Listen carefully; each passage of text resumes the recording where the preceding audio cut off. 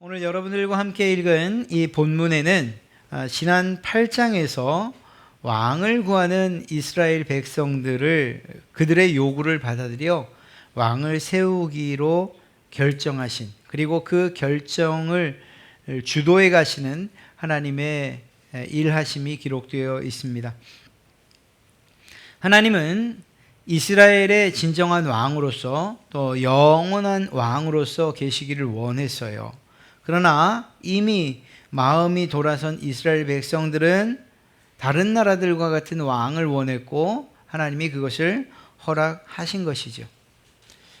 사무엘의 마음이 상했던 것만큼 하나님께서도 마음이 상하실 법한데, 그럼에도 불구하고 참 감사한 일은 이스라엘 백성들의 이 선택이 하나님의 뜻과 달랐음에도 불구하고 하나님은 이스라엘 백성들을 실패한 채 살도록 그렇게 내버려 두지 않으셨다는 거예요. 오히려 그들에게 왕을 직접 지명하여 세워주셨고 그 왕을 통해서 이스라엘을 구원하기로 작정하신 것입니다. 9장 16절 말씀을 보면 이렇게 기록되어 있죠. 중반부에 그가 내 백성을 블레셋 사람들의 손에서 구원하리라. 내 백성의 부르짖음이 내게 상달되었으므로 내가 그들을 돌보았노라. 표준세 번역으로 읽으면 나의 백성이 겪는 고난을 내가 보았고 나의 백성이 살려달라고 울부짖는 소리를 내가 들었다. 그래서 하나님이 어떻게 하신 것이죠? 내가 세우는 왕으로 그 백성들을 구원하기로 결정했다라고 하시는 거예요. 사무엘이 경험한 그러한 낙심감만으로만 한다면 하나님께서 내게 부르짖어도 내가 구원하지 않겠다 이렇게 말씀하신다고 해도 그래도 누가 뭐라 하겠습니까만 하나님은 그 백성들을 구원하기로 결정하신 거죠. 우리는 이스라엘을 향한, 그리고 당신의 백성들을 향한 하나님의 마음을 충분히 이해하고 그리고 왕을 세우시는 그런 과정을 우리가 살핀다면 더욱더 큰 은혜의 시간이 되리라 믿습니다. 오늘 사건은 우리가 1절부터 읽진 않았지만 충분한 설명 가능하리라 생각합니다. 어떤 한 가정에서 일어난 작은 사건을 배경으로 왕을 세우시는 일이 시작이 됩니다. 사울이라고 하는 청년의 아버지가 있었는데 그 아버지의 이름이 바로 기스였습니다. 이 기스는 베냐민 지파 사람이었고 당시에 베냐민 지파는 그렇게 눈에 띄는 이렇게 자랑할 만한 그러한 지파는 아니었습니다. 하지만 이 기스는 나름 지역 안에서는 유력한 사람이었다. 성경은 그렇게 기록하고 있죠. 그런데 어느 날 그가 암나귀들을 잃어버립니다. 잃어버리자 이 기스가 아들인 사울에게 요청을 합니다. 사환 하나를 데리고서 그 암나귀들을 다 찾아오라고 말이죠. 그래서 사울은 아버지의 명령에 따라 사환과 함께 잃어버린 나귀들을 찾으러 떠납니다. 그런데 이 길이 상당히 먼 길을 가게 됩니다. 잃어버린 나귀를 찾아서 에브라임 산지를 찾았고 또 거기서 살리사라는 곳, 사알림이라는 곳, 그리고 베냐민 지파 지역까지 이렇게 두루 찾아다니게 되는데 그 거리가 대략 한 40km 정도 되는 먼 길이었어요. 그 길을 특별한 불평 원망하지 않고 아버지의 명령에 따라 순종해서 그것들을 찾아다니게 됩니다. 그리고 하나님께서 목적하신 숲이라는 곳까지 도착하게 됩니다. 사울은 그곳에 이르러서 드디어 사환에게 말합니다. 야, 이제 돌아가자. 아버지가 나귀들보다 우리를 더 걱정하시겠다. 이제 돌아가자 라고 얘기를 하죠. 그런데 사환이 여기에서 생각지 않았던 이야기를 합니다. 이 성에, 우리가 지금 도착한 이 성에 존경받는 하나님의 사람이 있다고 하는데 한번 만나보면 어떻겠습니까? 그 사람이 말한 것은 모두 이루어진다고 합니다. 혹시 우리가 찾고 있는 그 나귀를 찾아주지 않겠습니까? 라는 의도로 이야기한 거죠. 사울은 마음이 썩 내키지 않았던가 봅니다. 우리가 하나님의 사람을 찾아가려면 뭔가 먹을 것이라도 있고 좀 드릴 것이 있어야 되는데 이런 예물이 없지 않느냐. 사환이 주인이 준비하지 못한 무엇인가를 가지고 있었습니다. 내게 은 4분의 1 세겔이 있는데 이것을 예물로 드리면 될 것 같습니다. 누가 암나귀를 잃어버렸는지 모를 정도로 사환이 굉장히 적극적이지요. 어찌되었거나 그러한 사환의 태도에 사울이 결정을 합니다. 하나님의 사람을 만나기로. 사울에게 있어서 이 사환은 그의 인생에 있어서 정말 중요한 안내자의 역할을 하고 있다는 사실을 적어도 지금은 몰랐을 거예요. 그러나 시간이 지나서 그는 곧 알게 될 것입니다. 가기론 했고 만나기론 했지만 어디로 가야 할지 모르는 그들 앞에 물을 길러 내려오던 소녀들을 만나게 됩니다. 지나가는 말로 묻죠. 이 땅에 선견자가 있다고 하는데 어디 계시냐? 그냥 단지 물었을 뿐인데 이 소녀들은 그냥 원하는 것 이상의 대답을 줍니다. 더 많은 정보를 주죠. 예, 이 마을에 계십니다. 방금 이곳을 지나가셨으니까 서두르시면 곧 만나게 되실 겁니다. 오늘 사람들이 예배 장소에서 제사를 드리기 때문에 그분이 지금 우리 마을에 오셨는데 마을로 들어가면 그분이 식사를 하러 예배 장소로 올라가시기 전에 그분을 만날 수 있을 겁니다. 그리고 이곳에 있다는 거예요. 백성들은 그 선견자가 오기 전에는 밥을 먹지 않으니까 지금 속히 가면 그러면 그분을 만날 수 있을 겁니다. 그저 이곳에 있습니다라고만 말해도 될 텐데 어느 곳에 있는지 또 얼마만큼 빠르게 가야 하는지 아니면 그 만날 수 있는지 없는지까지도 아주 상세하게 이야기를 해준 거죠. 그리고 나서 마침내 사울은 이 사무엘을 만나게 됩니다. 지금 말씀드린 이 일은 나귀를 잃어버린 한 사건, 아주 작은 사건부터 시작된 것 같고 그리고 이렇게 흘러서 지금 사무엘을 만나게 되는 이 과정이 아무 일 아닌 것처럼 우리가 흔히 말하는 바대로 하면 우연히 일어난 것 같이 여겨집니다. 아마도 사울은 이때까지만 해도 이 모든 일들이 우연히 어찌어찌 하다 보니 이렇게 일어난 것이다 생각했을 것입니다. 그런데 이 만남이 결코 우연이 아니라는, 어쩌다 보니 일어난 일이 아니라는 사실을 우리는 말씀을 통해서 분명히 알 수 있습니다. 그것은 바로 우리가 읽었던 15절과 16절을 다시 한번 보면 알 수 있습니다. 사울이 오기 전날에 여호와께서 사무엘에게 알게 하여 이르시되 내일 이맘때에 내가 베냐민 땅에서 한 사람을 내게로 보내리니 너는 그에게 기름을 부어 내 백성 이스라엘의 지도자로 삼으라. 그가 내 백성을 블레셋 사람들의 손에서 구원하리라. 내 백성의 부르짖음이 내게 상달되었으므로 내가 그들을 돌보았노라 하셨더니, 네, 사울은 몰랐어요. 자기에게 일어난 일, 그것이 하나님의 계획인지 알지 못했어요. 그저 암나귀를 찾으려 이곳저곳 떠돌다가 이곳에 온 것이었어요. 아니, 사무엘을 만날 일들은 꿈에도 꾸지 않았었어요. 그냥 돌아가려고 했지 않습니까? 그러나 사무엘은 알고 있었고, 그리고 이 사환은 본의 아니게 하나님의 도구로 사용되고 있었다는 사실을 우리는 보게 됩니다. 사울과 사무엘의 만남이 결코 우연이 아니었다는 거죠. 더 정확하게 말하면 하나님의 확실하고 철저한 계획의 일환이었다는 거예요. 그 계획의 결과로 사울과 사무엘이 만나게 되었다는 것입니다. 그리고 사울은 이 사무엘과의 만남이 자신의 일생일대의 가장 큰 사건이 되고 맙니다. 한 젊은 청년이 이 만남을 통해서 이스라엘의 왕으로 세워지는 그런 역사적인 순간이 된 것이지요. 사울은 알지 못했어요. 어쩌면 이것이 가장 중요하지만 그러나 우리 편에 있어서 깊이 마음에 새기고 계속하여서 곱씹어 봐야 되는 그러한 내용이기도 합니다. 왜냐하면 오늘 우리 모든 그리스도인들도 마찬가지이기 때문이에요. 성도에게 과연, 하나님의 백성에게 과연 우연이라는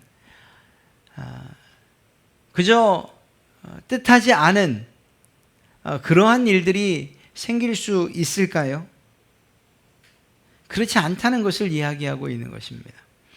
하나님의 백성에게, 하나님의 다스림 안에 통치 아래에 있는 모든 사람들에게 우연히 일어나는 일은 단 한 가지도 없다는 사실을 우리는 마음속에 새겨야 돼요. 그리고 이것은 우리의 확고한 신앙이 되어야 할 줄로 믿습니다. 그래야 우리가 어떤 일을 만난다 할지라도 그것이 비단 좋은 일일 뿐만 아니라 정말 억장이 무너지는 일이 일어나고 삶이 정말 모두 가라앉아 버리는 것 같은 일이 일어난다 할지라도 그곳에서 여전히 힘을 얻을 수 있기 때문이에요. 하나님의 계획 아래에 있는 일이다. 하나님이 허락하신 일이 벌어졌을 뿐이다. 이것이 하나님의 섭리다라고 믿을 때 말이죠. 성도들에게 일어난 모든 일은 이 세상을 경영하시고 통치하시는 하나님의 손길과 허락하에 일어나는 줄로 믿습니다. 사울이 자기에게 일어난 일들을 대하는 모습들을 보면 비록 그가 하나님의 섭리인지 하나님의 계획인지 알지 못했지만 참 올바르게 그 섭리를 대하고 있는 것을 보게 돼요. 사울이 이 사실을 알고 하나님께서 자신을 왕으로 세우려는 사실을 알고 이렇게 하지 않았다는 것이 더 중요한 거죠. 물론 하나님의 섭리를 알고 나서 이러한 태도를 취하는 건 역시 중요합니다. 그것이 무엇일까요? 그것은 사울이 자신에게 주어진 임무에 대해서 매번 최선을 다했다라는 거예요. 사울은 아버지로부터 집안의 가축, 암나귀 몇 마리를 잃어버렸다는 이 이야기를 듣고 그것을 찾아오라는 부탁을 받죠. 그리고 나서 말씀드렸던 것처럼 이곳저곳을 다니는데 그 거리가 상당했다라는 거예요. 40km나 됐으니까 말이에요. 4절에는 본문에 사울이 나귀를 찾아다니기 위해서 다녔던 행동을 표현하는, 그리고 그 거리를 이야기하는 두루라는 말이 3번이나 반복되고 있어요. 두루. 그렇게 다녀본 거예요. 이것은 무엇을 이야기하는 걸까요? 한편으로 이야기하면 아버지의 말에 대한 순종적인 그러한 사울의 태도를 이야기함과 동시에 자기에게 맡겨진 그 일에 작고 큼을 따지지 않고 매사에 최선을 다해 살아가고 있는 그의 성실함을 이야기한다 해도 틀리지 않을 것입니다. 사흘 동안 갈 수 있는 여러 곳을 샅샅이 뒤진 거예요. 최선을 다한 것이지요. 그저 눈 가리고 아웅하는 식으로 이곳저곳 그냥 한 2번 살피고서 아버지께로 돌아와 아버지 도저히 찾아도 없습니다 라고 말한다고 한들 그것이 아버지께서 뭐라 하시겠어요? 그러나 그렇지 않았어요. 끝까지 최선을 다하고 그리고 자기가 해야 할 일들을 성실하게 수행했어요. 그리고 그 끝에서 사무엘을 만날 수 있었던 것입니다. 한편으로 생각해 보면 사실 사무엘을 만난 다음에 사무엘이 해준 이야기는 사울 입장에서는 아주 낙심이 될 만한 일이었어요. 야, 벌써 나귀는 벌써 찾았다. 이 이야기죠. 아니 지금까지 사흘을 헤맨 게 이유가 뭐예요? 나귀를 찾으려고 헤맨 건데 자기의 수고와 노력과는 상관없이 이미 자기가 하려던 일들은 이루어진 거예요.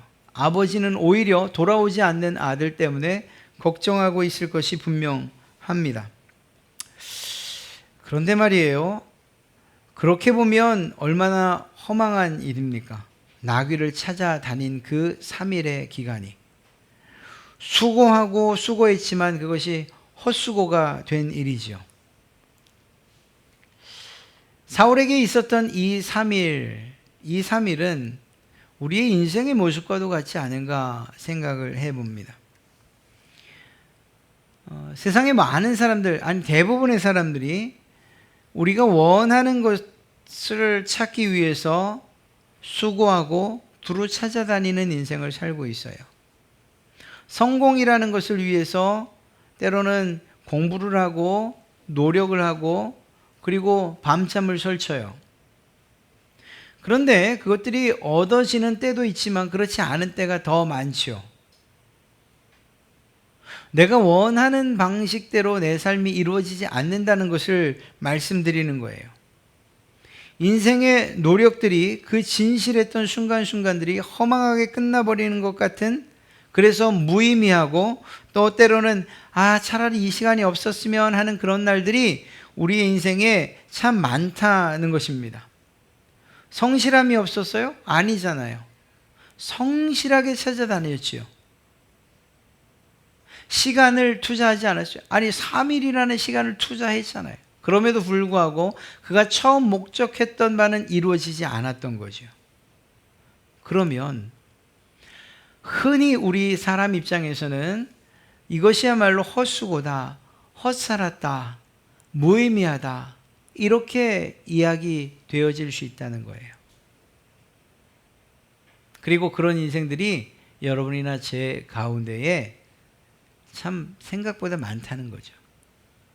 야, 그때 그렇게 하지 않았더라면, 그때 그렇게 내가 인생을 허비하지 않았더라면, 아니면 내가 그때 좀 더 하나님께 정말 아쉬운 인생들의 순간순간들이 너무 많다는 거예요. 그런데 제가 드리고 싶은 이야기는 이 3일이 나귀를 찾는 입장에서만 보면 사울에게 의미 없는 시간이었지만, 또 실패와 같은 시간이었지만, 그러나 하나님의 섭리 가운데서 보면 가장 성공한 순간이 3일의 마지막에 있지 않았습니까? 최선을 다했음에도 불구하고 낙심할 수밖에 없는 상황이 벌어졌던 그 3일이었지만 그 3일이 결코 하나님 안에서는 헛된 시간들이 아니었다는 사실을 말씀드리는 거예요.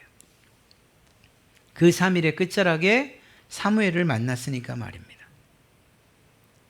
하나님의 섭리는 실패가 없고 그분의 계획 역시 실패함이 없지 않습니까?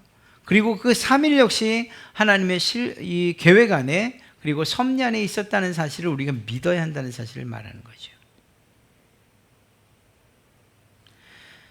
우리가 예측하지 않은 일들이 우리의 삶 가운데 얼마나 많이 일어납니까? 우리가 원치 않는 일들과 경험하지 않았으면 하는 일들이 우리의 인생 가운데서 얼마나 많이 일어납니까? 그때마다 우리는 내게 왜 이런 일이 일어납니까? 다른 사람도 아니고 내가 이렇게 성실하게 사는데, 내가 이렇게 열심을 다해 믿는데, 내가 하나님의 이름을 전적으로 의지하고 살아가는데 왜 내게만 이런 일이 일어납니까? 라고 이야기할 그때에 사실은 그 일들이 결단코 실패가 아니라는 사실을 오늘 이야기해 주고 있는 거예요. 실패가 아니라 하나님께서 성공으로 이끌어가는 과정이라는 사실을 알라는 말씀인 것입니다. 우리가 정말 이 사울의 상황을 좀 돌이켜서 좀 다르게 생각을 해요. 사울이 목적지를 알았다라고 생각한다면, 하나님께서 사무엘에게 알려주셨던 것처럼 사울에게도 내가 이번에 나귀를 찾으러 가는 것, 그건 나귀를 찾는 일이 아니고 왕으로서 기름 부음 받으러 가는 거야 라고 말씀하셨다면, 그렇다면 사울이 하는 모든 일들에 조금 더 큰 의미를 부여받을 수 있었을까요? 나귀를 찾는 일에 좀 더 성실할 수 있었을까요? 아니, 저는 그 반대라고 봐요. 왜? 목적이 정해져 있고 내가 결국 사무엘을 만나는 것이 목적이 되었을 테니까 말이에요. 무슨 말인가 하면 우리의 이해, 우리가 원하는 방향이 아니어도 하나님의 뜻은 분명히 그리고 확실히 이루어진다는 거예요. 그러니까 이때 필요한 것은 무엇입니까? 하나님을 전적으로 신뢰하는 것이 필요한 것이죠.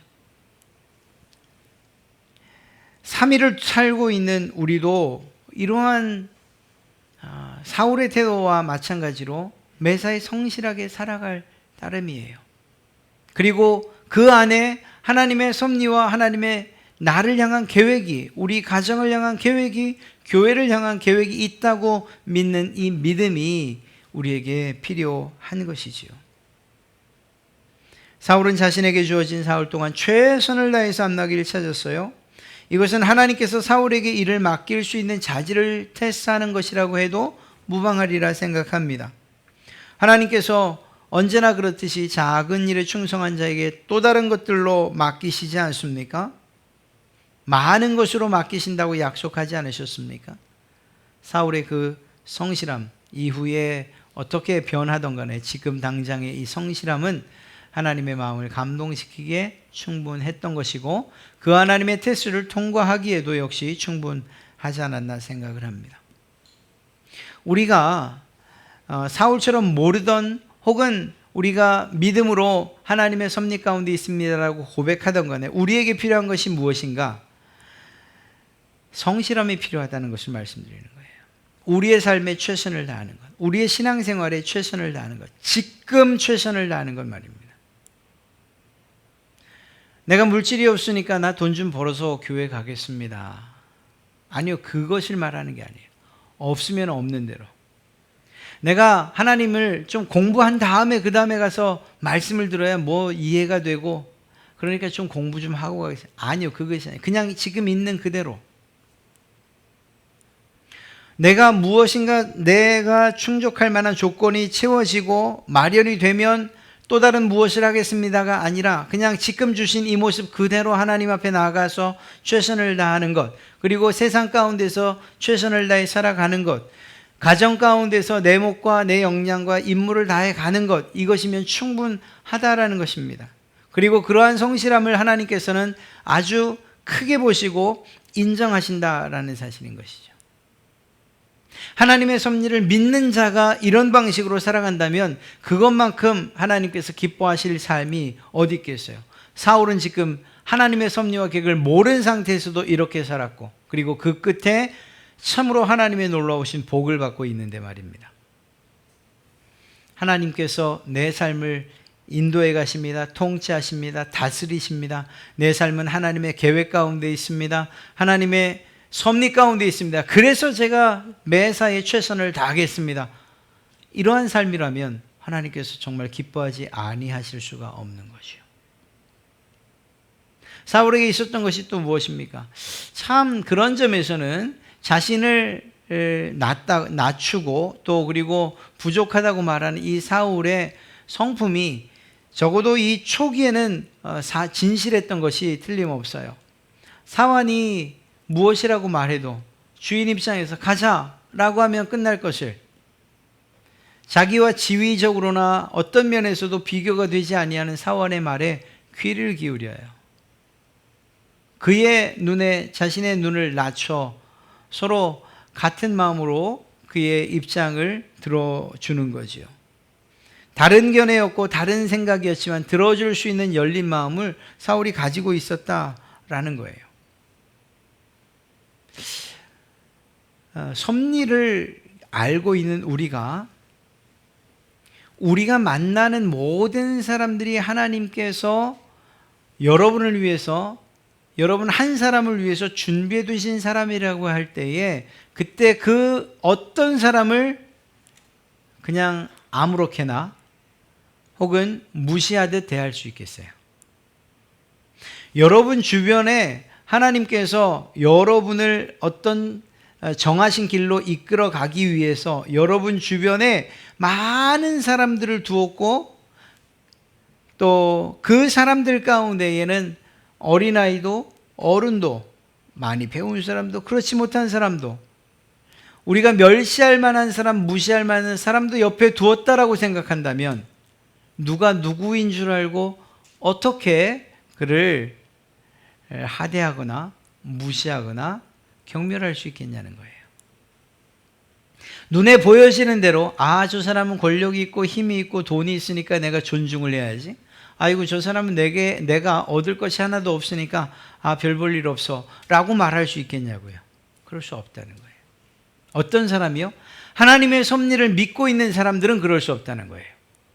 왜? 하나님께서 세우신 사람들일 것이니까 말이에요. 우리 교회 공동체를 예를 들어서 아니면 가정을 예를 들어서 여러분 한 사람 하나님은 언제나 여러분 한 사람을 대하여서 그 인생을 통치하시고 주관하시니까 말이에요. 여러분을 목적하신 바에 하나님이 이끌고 가시길 원해요. 그리고 그 길에 합당한 사람들, 필요한 사람들을 가족이라는 이름으로 두셨어요. 교회 안에서 여러분들 옆에 성도로 혹은 집사 혹은 장로모 목사 혹은 권사 등등 혹은 또 친구 등등 이런 많은 사람들 여러분 옆에 두셨어요.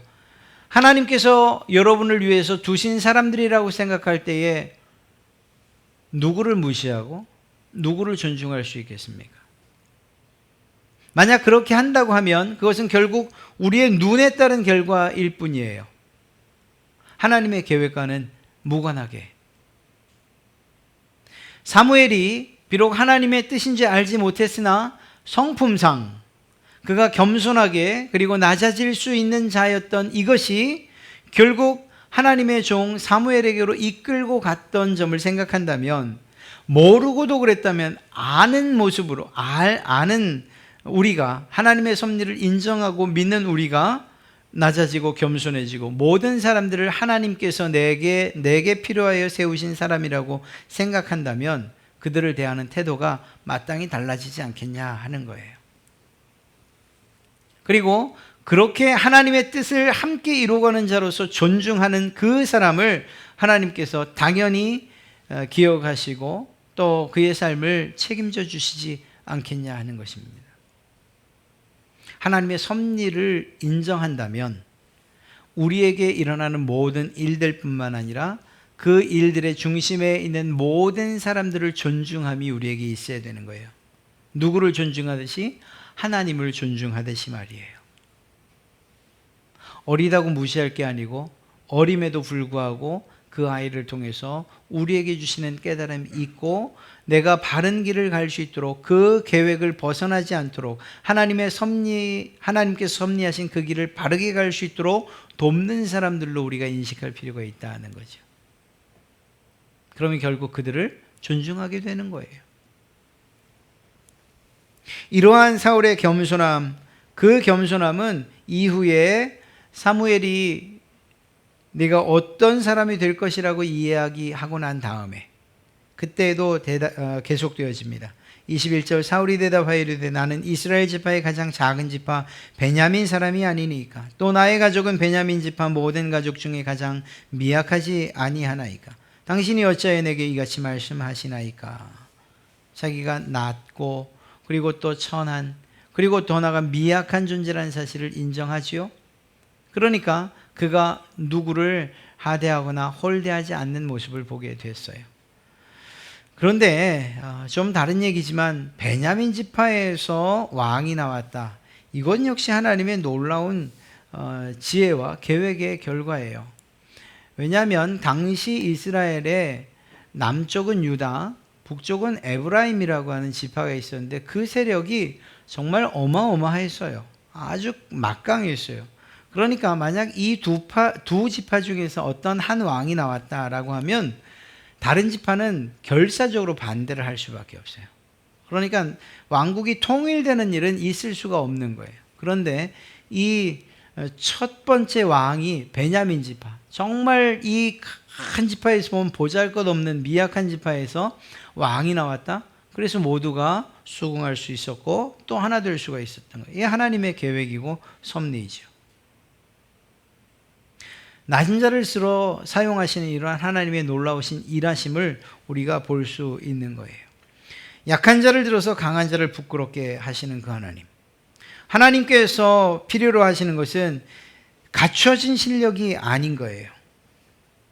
물론 그것이 중요하긴 합니다만, 그러나 그것은 하나님께서 순종하는 자에게 주시는 선물로도 또한 충분히 가능한 일이에요. 그렇게 본다면 중요한 것은 결국 높아지지 않는 것, 교만해지지 않는 것, 자기의 자신을 스스로 낮추고 그리고 겸손히 하나님의 뜻에 순종하는 이것이 하나님의 섭리를 따르는 사람들의 가장 중요한 요소다. 또 가져야 될 그러한 신앙의 중요한 부분이다, 이렇게 말할 수 있는 것입니다. 한 가지 더 생각한다면 하나님의 섭리를 믿는 사람들에게 있어서의 가장 중요한 것은 결국은 인내예요. 참음.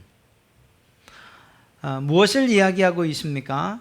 하나님의 약속을 믿고 하나님의 섭리를 믿는 사람, 그들에게 있어서의 이 확신과 더불어서 그 확신이 강력하면 강력할수록 자신들이 당하는 여러 가지 어려움들이나 혹은 환난과 고난이라고 하는 것들을 이겨내는 힘들이 필요한 거예요.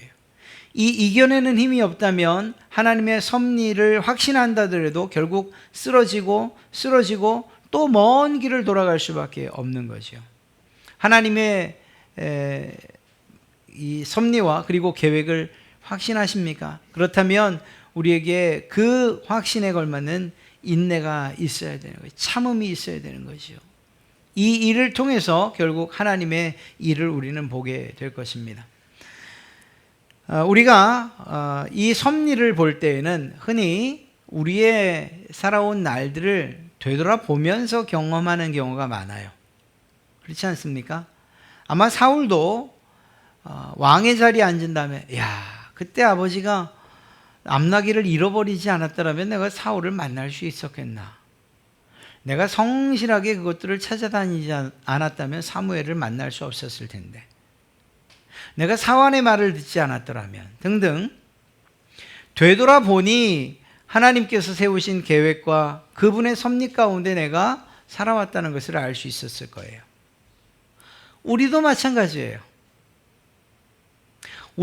제가 앞서 우리는 이러한 사람, 또 이런 태도로서 우리의 앞에 주어진 하나님의 뜻과 그분의 섭리에 순종해야 됩니다라고 말했지만 사실 이것이 너무 어려운 일이에요. 당장 지금 큰 일이 일어나고 감당할 수 없는 환난이 그리고 고통이 내게 쓰나미처럼 밀려오는데 그때 이게 하나님의 섭리입니다 라고 말하기가 너무 힘든 거죠. 그런데 놀랍게도 우리가 뒤를 돌아보면 우리의 인생에 그런 순간순간들이 너무 많았던 것을 알 수가 있어요. 그때 하나님이 돕지 않으셨더라면, 그때 누군가를 만나지 않았더라면, 그때 오히려 내가 하나님을 떠나지 않은 이것이 얼마나 큰 복이었던가. 그때 그 큰 고통이 변하여 지금 복이 되는 이러한 일들을 우리 스스로의 인생 가운데서 이미 고백하고 계신 줄로 믿습니다. 내가 그때, 무슨 말이에요? 하나님의 섭리는 변함이 없어요. 하나님의 계획은 변함이 없어요. 단지 우리가 그것을 깨닫지 못할 따름이에요. 만약에 우리에게 가장 최적의 섭리를 대하는 방식이 있다면 하나님의 뜻을, 하나님의 계획을 우리 안에 정말 가장 바르게 구현하는 방식이 있다면 그 어려움의 때에 하나님께서 나를 향해 품으신 그리고 계획하신 계획이 있고 하나님의 뜻이 있고 섭리가 있다고 믿는 거예요. 그 순간에, 그 어려움의 순간에, 그 환난의 때에. 그리고 더 나아가서 하나님의 뜻이 있고 그리고 그 뜻은 내게 가장 좋은 것들로 주시길 원하신다는 사실을 확실히 믿어 그것을 이겨내는 방법이죠. 사실 어려워요. 이것은 제가 이론적으로만 말씀드리는 것이 우리가 감당하기 힘든 어려움, 시험 가운데에서는 하나님의 뜻입니다. 그래서 그것에 감사합니다. 내가 그 뜻대로 따르겠습니다. 이렇게 말하고 고백하는 일은 정말 어려워요. 그럼에도 불구하고 가능하다면, 우리가 정말 할 수만 있다면 그런 믿음으로 나가자는 거예요. 어렵고 힘든 일이 있을 수 있지요. 이게 정말 하나님의 뜻이 맞습니까? 라고 하는 일들이 우리 인생 가운데 벌어질 수 있어요. 예기치 않았던 사건과 사고가 터질 수도 있고요. 우리가 원하던 방식대로 우리의 인생이 흘러가지 않을 때도 많아요. 그러나 그때에 정말 힘들지만 이 또한 하나님의 뜻과 계획 가운데 있습니다. 내가 하나님의 뜻이 언제나 선하고 완전하심을 믿습니다. 그분의 하나님의 계획과 그 섭리의 확실함과 그리고 영원 불변함을 아니 내가 흔들리지 않겠습니다. 이 일을 통해서 더 큰 일을, 새로운 일을, 복된 일을 내게 주실 줄로 믿습니다라고 말하는 이것이 힘들지만 그러나 그러한 고백을 할 때에 그 신앙이야말로 성숙한 신앙이라고 이야기할 수 있는 거죠. 그리고 그는 그 일이 다 끝난 다음에 내가 그때 인내했습니다. 참고 견디는 것으로 이겨냈습니다. 하나님 찬송 받아 주십시오. 이렇게 하나님께 온전한 경배와 찬송을 돌릴 수 있게 되리라 생각합니다. 오늘 말씀을 생각하면서 우리가 하나님의 섭리를 믿는다면 첫째는 매사에 최선을 다해야 돼요. 어떤 일이든지 간에 지금은 굳어 보이고 또 정말 쓸데없어 보이고 헛된 일처럼 보여도 공허한 일처럼 보일지라도 내게 주어진 일들, 그것이 가정에서이든 직장에서든 교회에서든 최선을 다해야 할 줄로 믿습니다. 그것이 하나님의 섭리를 믿는 사람들의 성실함인 거죠. 또 한 가지는 우리 주변에 두신 모든 사람들, 그냥 환경뿐만 아니라 모든 사람들이 여러분들을 위하여 두신 하나님의 섭리의 일환이다 생각을 하셔요. 그러면 그 누구라도 무시하거나 혹은 또 이렇게 경시하는 이러한 일들은 결단코 없으리라 생각됩니다. 오히려 하나님의 뜻을 내게 이루어주는, 그래서 존중받아 마땅한 이로 생각하게 되실 거예요. 그가 누구이든지 간에 여러분의 마음을 후벼 파는 사람이라 할지라도 그 또한 하나님께서 나에 대한 계획을 이루시고자 둔 바로 그 존중할 사랑에 마땅한 사람이다, 이렇게 생각하셔야 한다는 거죠. 그때의 하나님의 섭리를 여러분의 삶 가운데에서 그 섭리가 그리고 그 뜻이 완전히 성취되어지고 이루어지는 것을 보게 되리라 생각합니다. 이 섭리의 끝자락에 가서만 아이고 그때 내가 그럴 걸이라고 말씀하지 마시고 정말 힘들고 어려울 이해할 수 없는 그런 상황 가운데서도 하나님의 뜻과 그리고 그 계획 그리고 그 섭리를 확실히 믿으시는, 그리고 그 안에서 견뎌내시는 그러한 여러분 되시기를 주님의 이름으로 축복합니다.